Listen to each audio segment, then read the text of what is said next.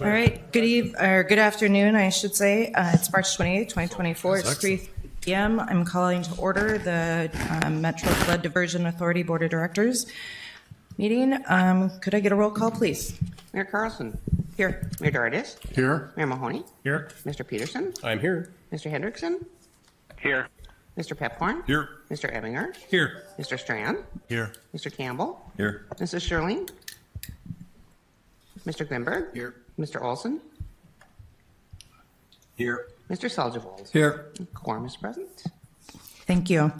Moving on to the approval of the meeting minutes from February 22nd, 2024. Do I have a motion to approve? So moved. Second. Okay, I have a motion and a second. Any comments or questions? Seeing none.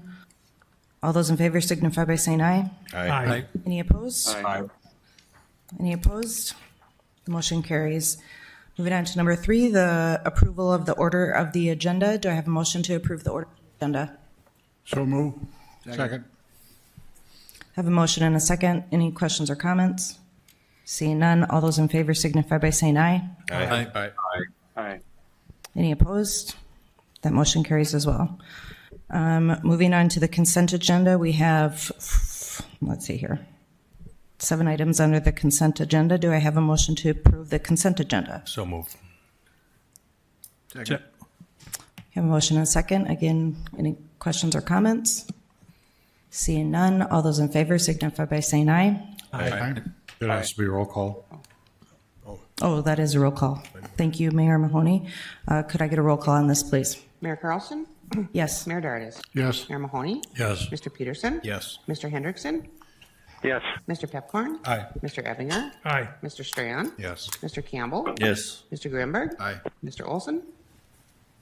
Yes. Mr. Seljavold. Aye. That is everyone. Thank you. All right. Moving on. All right. That motion carries. Moving on to the regular agenda. Number 4, our executive director report, and Mr. Nicholson will be giving that report in place of Mr. Paulson. Chair Carlson, members of the board, Joel is out on PTO, but he is available by phone in case you have questions direct for him. Very short presentation today in today's meeting, reporting out on some meetings and outreach that have taken place. Chris Bachgard and Adam Rude from HMG made a presentation at the statewide North Dakota DOT Transportation Conference on March 5th in Bismarck.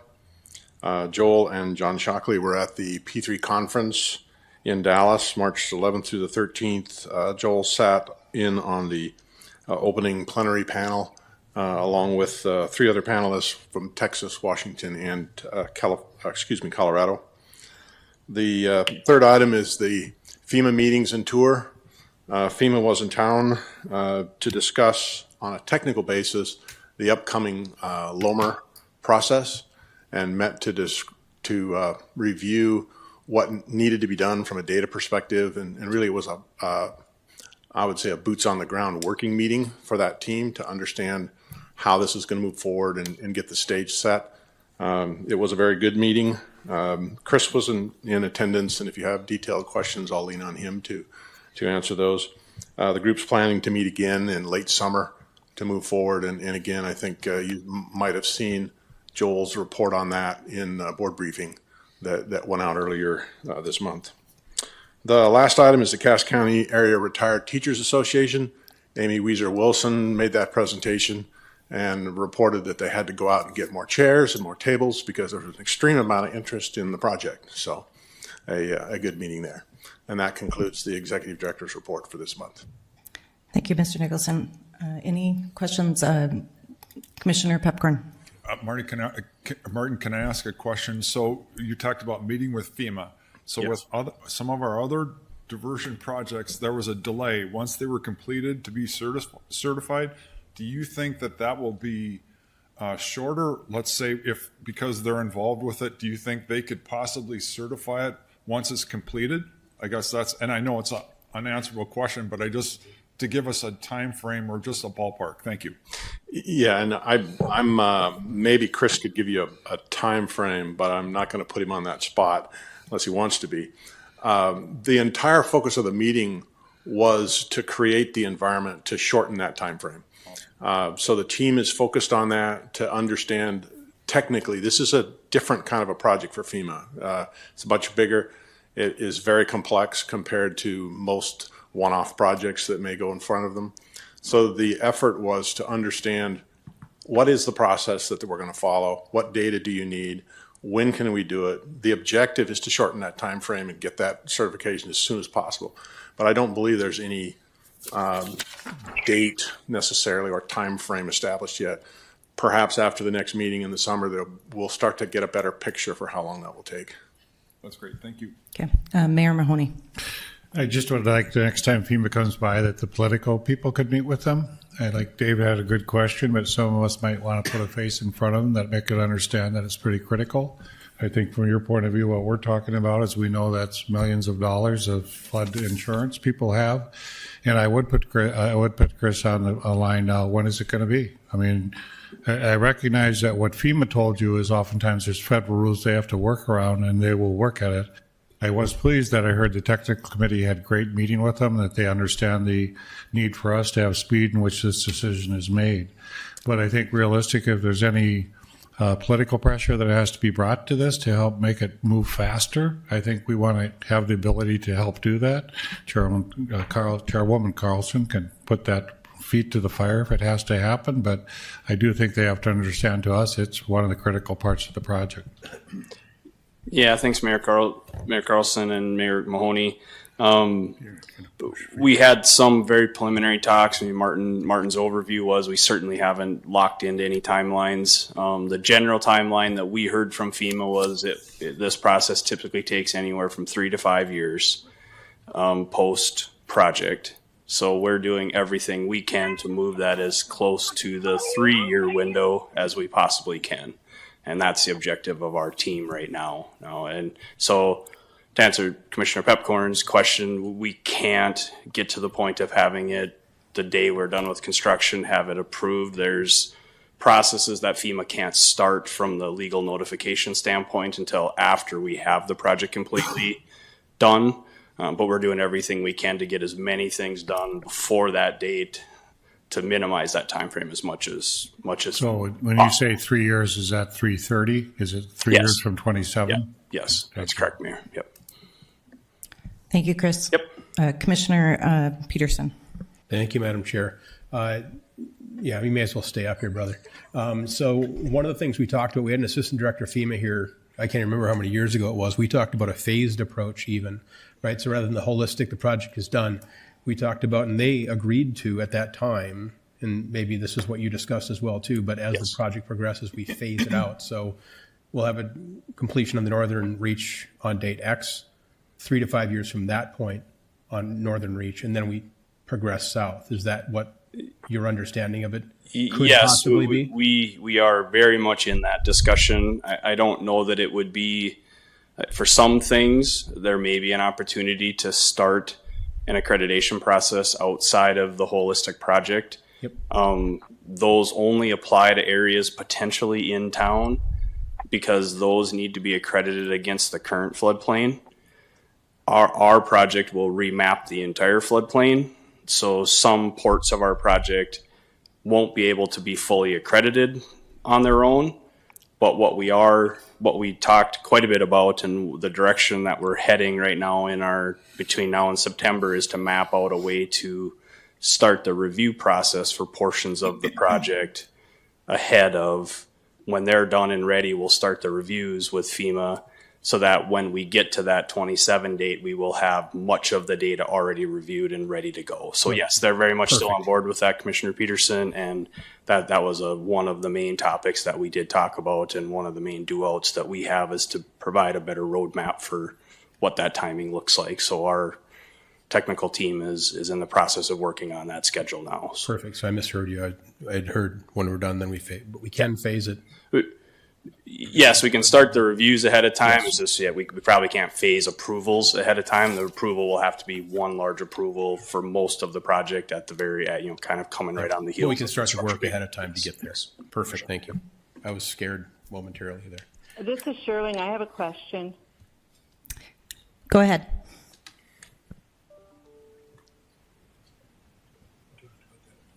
Hello? You can go ahead, Commissioner Sherling. Okay, Mayor Carlson, I can't hear you, but I think you said to go ahead. In my experience with FEMA in the last 30 years is when they're going to remap something, it gets pushed back. The day comes and then it goes over and over and over again. I think the Western Cass remapping is the perfect example, of how long it took. So what's going to, because I heard loud and clear from FEMA that we would be remapped immediately. And I'm sorry I joined this a few minutes late, but now I'm hearing something different. What's going to prevent this from 3 years down the road? They're still pushing it back. What can we do proactively to get this moving? Yeah, Commissioner Sherling, I think that is a good discussion point, one we're probably not ready to have yet. That is certainly an item that we have on our working list. And I think there will be some things that we will ask this group to help with in that regard. We're just don't have that fully developed yet as far as a action plan. So I would anticipate later this year, maybe early into next year, we would have a little bit better outline of what some of those things might be that we can all do to help prevent those types of delays from happening. So. Okay, thank you. You bet.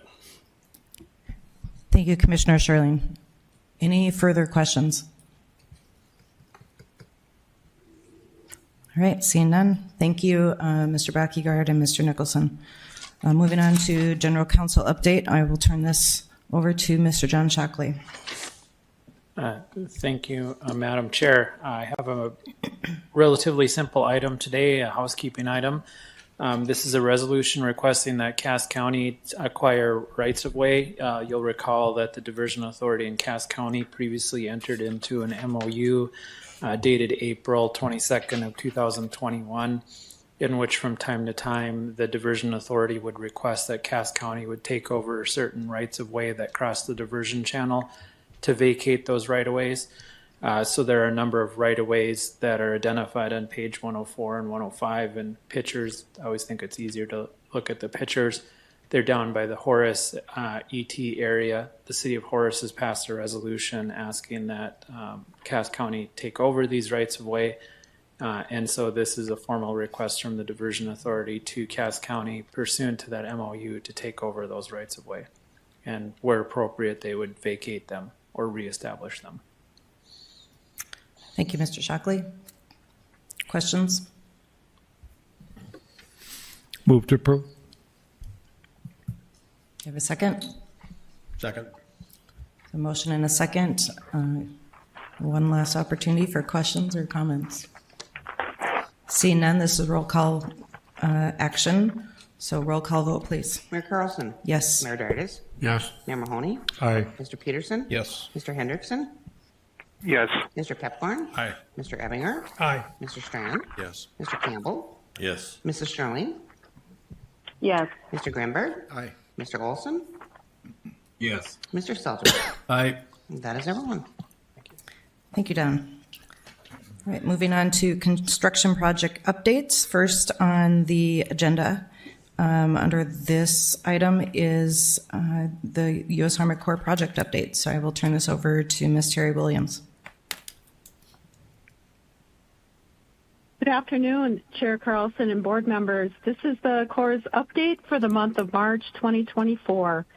For the diversion inlet structure, the gate machinery redesign and modifications are basically underway, and the soonest, our best guess as to when the gate machinery will be completely installed and we'll be conducting training and commissioning at the inlet structure is summer, fall of this year. On to number 2, the Wild Rice River structure. Right now, all they're doing really is some concrete finish work and hand railing work. The construction trailers are scheduled to be taken off site in the next couple of days. And with respect to the gate machinery, we have the same situation as the inlet structure. We anticipate it to be fully resolved and all training and commissioning done on this structure summer or fall of this year. On to number 3, I-29, nothing new to report there, except we continue to write the O&M documents and prepare for turnover. Number 4, the Red River structure. This is covered by the drone footage today. We're at about 51% complete. Tanner Gate 1 did start arriving last week, and the arrivals, the deliveries will continue through about mid-April, and it will take about 9 to 10 trucks to deliver Tanner Gate 1. The rest of the gates 2 and 3 should be delivered by the end of the calendar year and installed. On to number 5, during 27, nothing new to report there, really. Seating ongoing. This is a 5-year contract. Number 6, Drayton Dam, nothing new to report.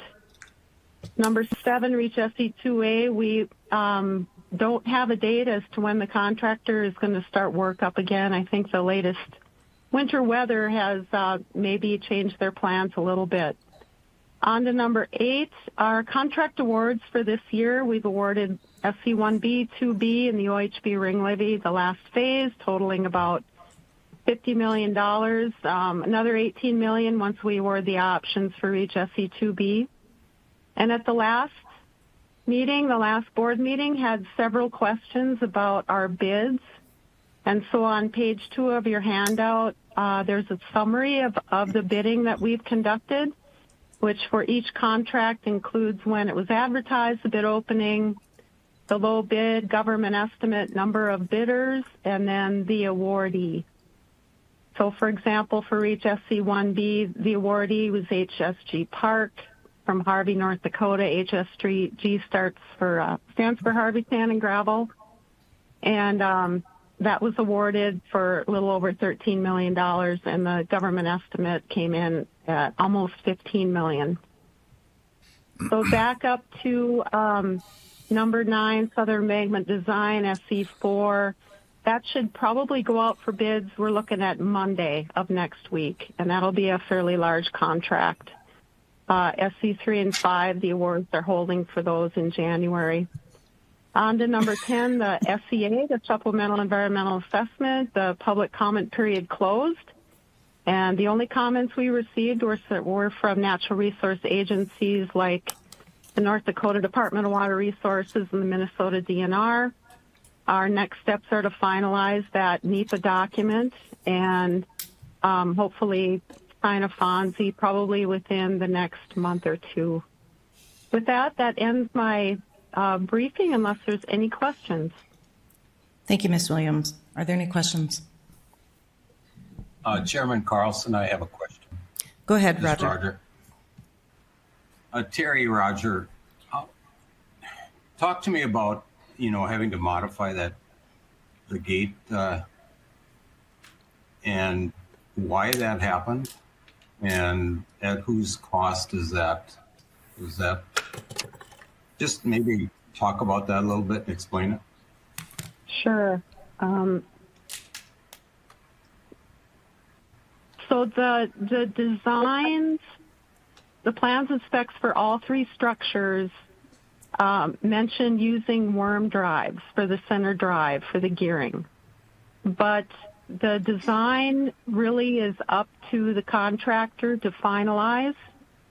And what was discovered was using those worm drives, we weren't getting the efficiencies that we needed in order to operate the gates properly.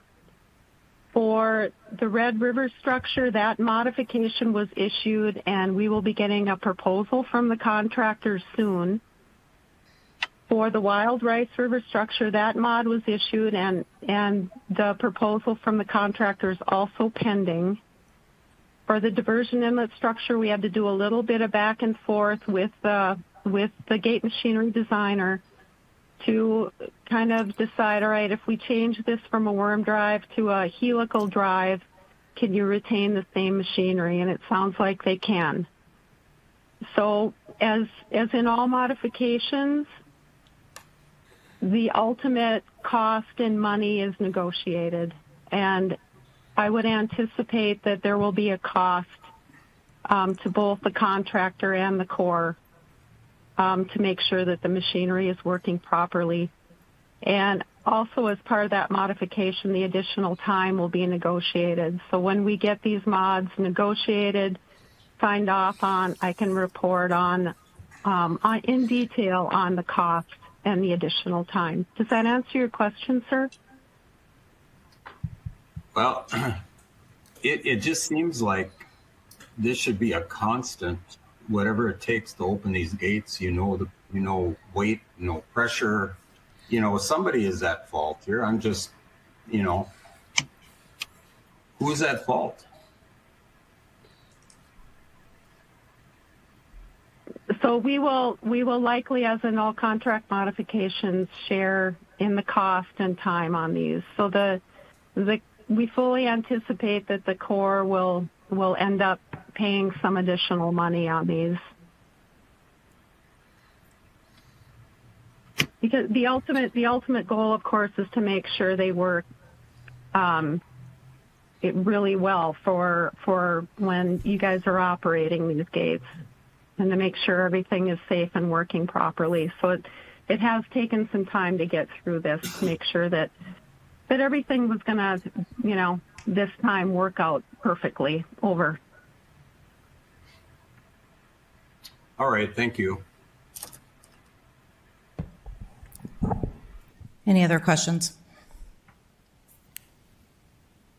Any questions from anyone online?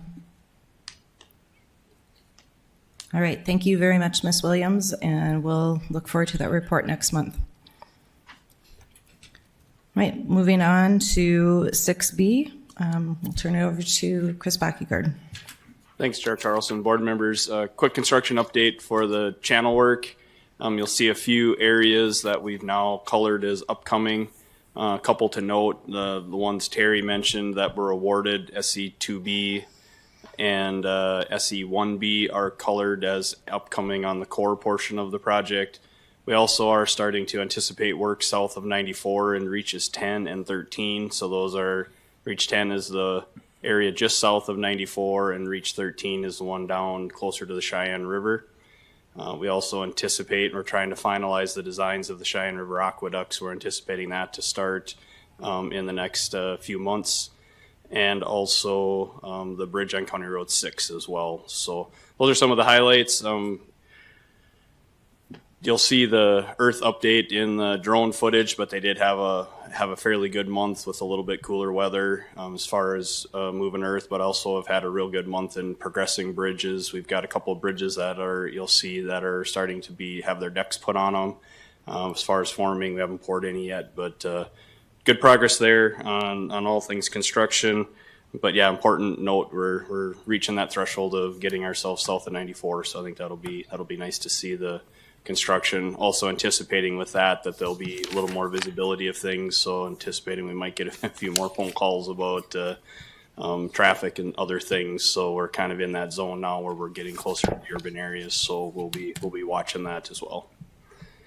So with that, if there's any questions on the construction update. Any questions? Any questions from those online? All right, seeing none. Thank you, Mr. Backyard. And I guess you got the next one too. Yep. For a quick safety update, we had a good month. Mostly minor items, a few vehicle incidents. We did have one recordable event. A board was dropped on a worker's hand and had some damage to their fingers, so they had to get that worked on. So that was a recordable. Otherwise, most everything else was very minor and just incidental traffic and equipment items. So if there aren't any questions, that's the update on safety for the month. Any questions on that? All right, seeing no questions on that we're ready item. for the drone update next. Yep. Teams throughout the Red River Valley have spent this past month driving piles, pouring concrete, and moving dirt. I'm Tom Fuchs, Senior Construction Manager for the Metro Flood Diversion Authority, with the latest project update. Our tour starts at the Red River structure, where we had expected work to pause for the winter months. Instead, the warmer than average weather has allowed nearly 3,000 cubic yards of structural concrete to be placed since the start of the new year.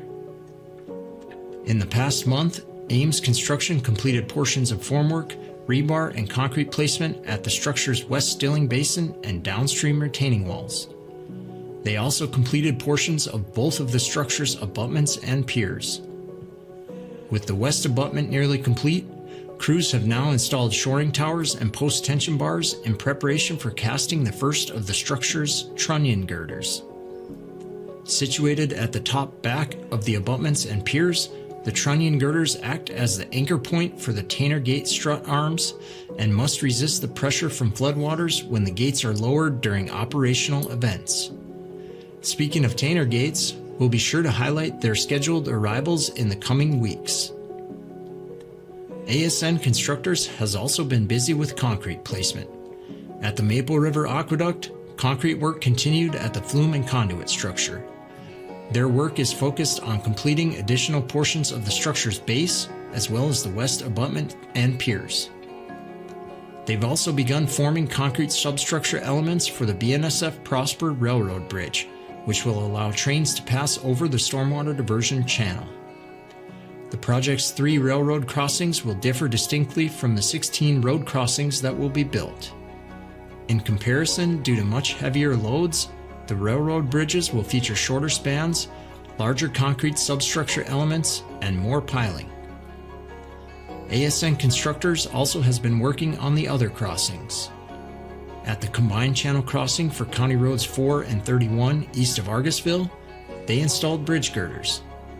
Farther south at County Roads 20 and 22, crews are now driving H-piles. Excavation continues on the channel as well. Of the 45 million cubic yards of material that must be moved, ASN Constructors is approaching the 19 million cubic yard mark. That's enough dirt to fill the Fargo Dome about 9 times. Want to learn more interesting facts and continue to follow the construction progress? Sign up for the Diversion Current at fmdiversion.gov/subscribe. All right. Thank you. Moving on to number 7 on the agenda, the communications team update, and I'll turn that over to Ms. Amy Weiser. Good afternoon. Just have a quick update for all of you this month. We released our last Faces of the Diversion video with Tisha Aguilar, and I hope you had a chance to see that one. She's a heavy equipment operator with ASN and was just very authentic in her answers, and it actually got the attention of Valley News Live, who decided to do their own piece on that, interviewing both Tisha and Katrina Nyberg, who's the channel manager for ASN. We also released a number of short-form videos providing quick updates on the County Road 22 project, the Maple River Aqueduct. We took a look at some of the flooding costs and how that compares to the cost of building the diversion. Also a quick piece with Vera, who works with Ames, and then 2009 flood recap. Today is the 15-year anniversary of that record crest. So we did a brief production on that just to remind people of where we've been and why we're headed the direction that we are. We also will be releasing tomorrow, actually, a monthly construction update. Since the drone videos have garnered interest from the media in the past, we'll be providing those more proactively than we have. Jumping back down to media relations, besides that women in construction piece, the Corps sent out releases on all of their new contracts, and we saw a fair amount of coverage from that. We also saw some good interaction on LinkedIn with our most popular post was the National Climate Assessment article that Joel had posted just last month. And then the Diversion Current, we focused on women in construction there as well and continue to see very nice stats for the interest rate there. That's all I have this month, but I'm happy to answer any questions. All right, thank you, Amy. Any questions? All right. Moving on to the land management update. I turn it over to Jody Smith. Yep. So this first slide, again, as usual, everything that's outlined in green means we have acquired the necessary property rights. The blue means we're still in negotiation. The majority of the blue on the North Dakota side was approved by the Cass County Joint Board this morning. The majority of those are related to the Broadshog properties, and we have come to a settlement. Several of the oranges actually on the North Dakota side, we also have a settlement on, and we're just waiting for that closing to happen. On the Minnesota side, you'll see quite a few that are highlighted orange. The remainder blues you will see turning to orange as eminent domain has been authorized on everything in Minnesota, but it has not been filed with the courts yet. If you go to the next slide, you can see within the construction footprint, we're sitting at just about 95% complete with the acquisition and a little bit over 53% in the UMA footprint. On the next slide then, on the southern embankment, for the most part, we've acquired the property rights that we need. We have a couple sitting in SE2B, and of course we have the eminent domain filings on SE4 and 5. In the upstream mitigation area, again, sitting just at 53%, and again, continue to make progress on the environmental monitoring easements. On the next slide, we go over, just what's been sitting with the property owners in the construction footprint versus UMA footprint. I know Mr. Olson, Manager Olson, had a question this morning about the 18 in litigation, but 0 ongoing negotiations. The ongoing negotiations relate back to the blue highlight and the charts that were above, and that means that we have not filed eminent domain. Of course, once we do file eminent domain, we do continue to negotiate with the property owners. On the final slide, we just give a high-level overview, always continuing to negotiate with our property owners. In the last month, we did close on 15 parcels, including 5 landowners. We do have 9 parcels with 3 landowner groups are pending closing in March. I know that we did close last Friday on several property owners on SE4. The MCC JPA did approve closing an additional handful of them tomorrow. We have obtained the right of entry on 30 of I think it's now at 32 of the 56 Christine easement parcels. And the Cass County Joint Board did authorize going forward with court-ordered right of entries within Christine starting next week.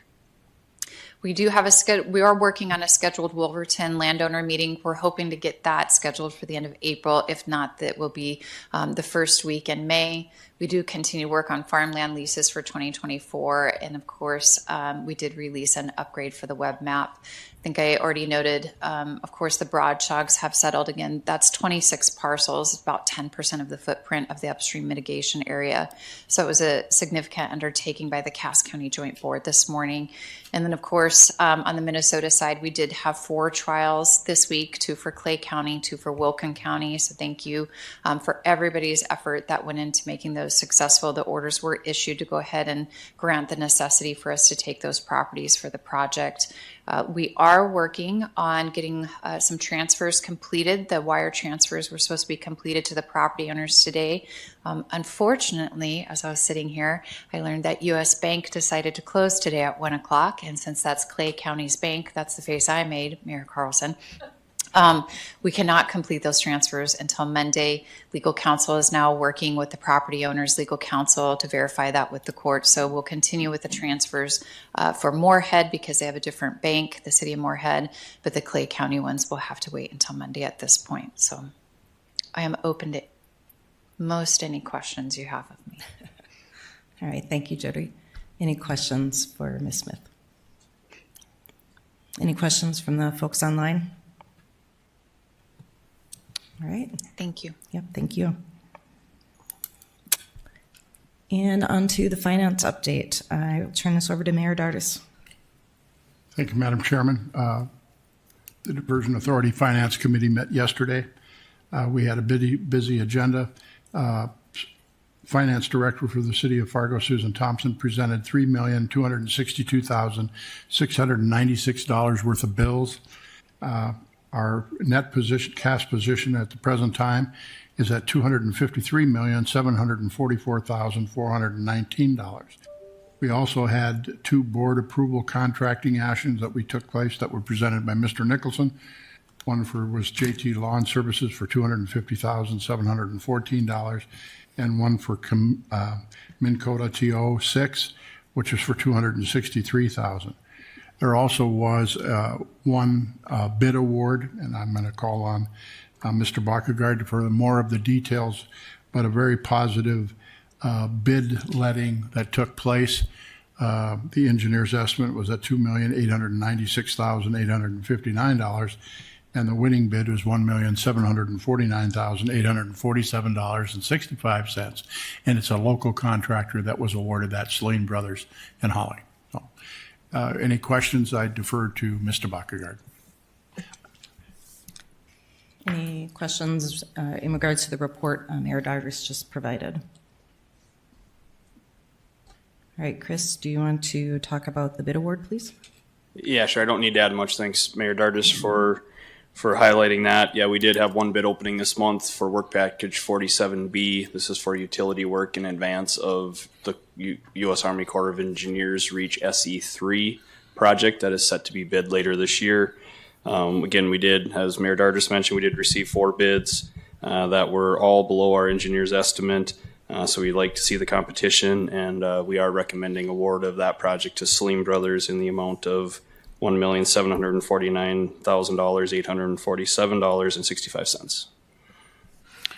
Madam Chairman, I would move for that approval. Okay, I have a motion and a second. Any questions? Seeing none, could I get a roll call vote, please? Mayor Carlson. Yes. Mayor Dardis. Yes. Mayor Mahoney. Aye. Mr. Peterson. Yes. Mr. Hendrickson. Yes. Mr. Pepcorn. Aye. Mr. Ebinger. Aye. Mr. Strand. Yes. Mr. Campbell. Yes. Mrs. Shirley. Yes. Mr. Grinberg. Aye. Mr. Olson.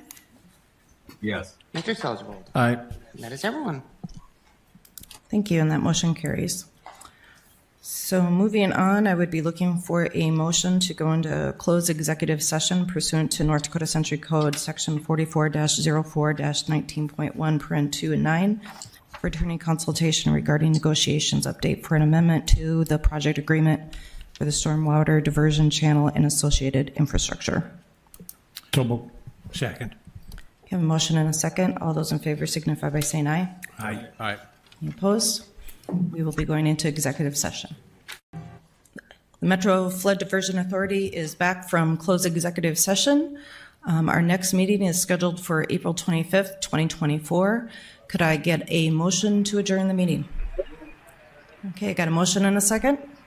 All those in favor signify by saying aye. All right, any opposed? Aye. Meeting is complete. Thank you.